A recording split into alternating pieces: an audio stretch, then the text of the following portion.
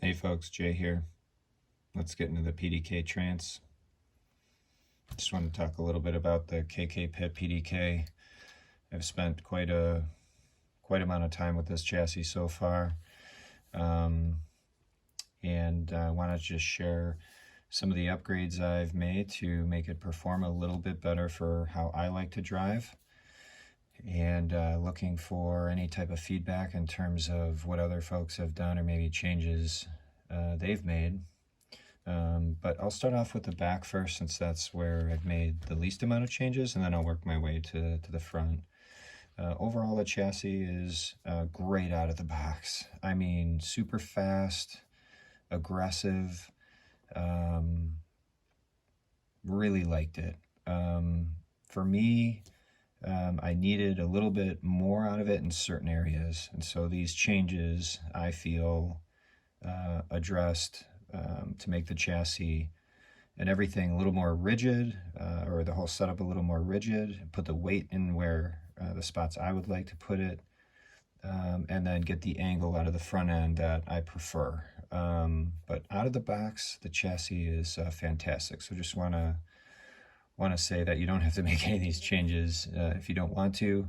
But here we go. So basically in the back here, just space the suspension out a little bit. It was sort of angled a little bit too much for my liking, so to make it stand up a little more, added some spacers on the bottom and added a spacer on the top. I'm running out all the way in my rear toe, if you can see that. Rear toe block. I think it gives you, I don't know, maybe a 3-degree toe, 2-degree toe maybe. I'd like to see 5 degrees. If we can get a 5-degree toe block in this car, that would be amazing. Purple springs. Went with this has what's called a floating motor from just the kit build.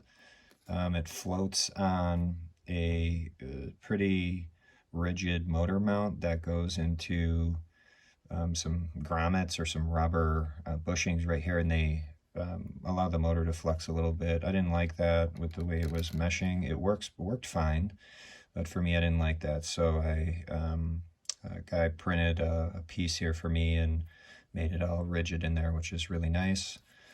Mounted all my weight in the center. Battery mounts under the ESC. I run a ProTech larger battery, so I do have the upgraded spine here. This comes with a lower spine for the very thin, slim batteries. I'm running a slim battery. I guess like there's 2 types of slim batteries. It's maybe a little bit of a fatter one, but it has a little more weight. I like a little bit more weight in the battery, to be honest with you. It works better for me. Yeah, so let's talk a little bit about the fronts. That's the rear. Again, like I said, really aggressive chassis. Love the speed. Let's talk about the front. So the front is really where I've spent most of my time, is really trying to achieve maximum angle. And for me, I was looking to get the tire as planted and angled as proper as I could.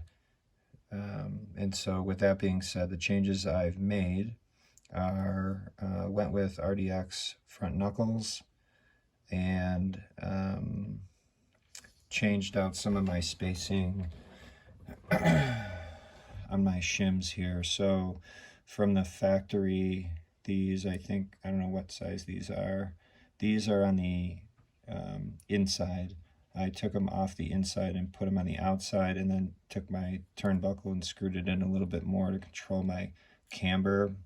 Also took the spacer out here to push my caster kind of all the way forward, and that gave my tire really nice plant, really nice even plant down for the angle I was looking to achieve. So you can see the angle there. Here, let me give you a different perspective here. So from the factory, I was only able to achieve about this amount of angle. And it's primarily because these rear I don't know what you want to call them, elbows in the back here. They're a little longer, and it was actually making the steering rod end hit the wheel. So the RDX knuckles actually have a smaller profile, so they're a little bit smaller height-wise, but they're also width-wise they're a little smaller. So what that allowed me to do was to push that turnbuckle in the wheel, so I was able to still use the same kind of factory rod end, and it gave me some additional clearance to really get the angle I wanted. It does rub a slight tad. I was able to program that out a little bit. I'll probably add you can see there's a hole in there, kind of like right down in there. I'll add a stopper eventually, but just a real tiny one, just to make it off that rod end a little bit. The other idea I had was maybe running a smaller rod end like this down here.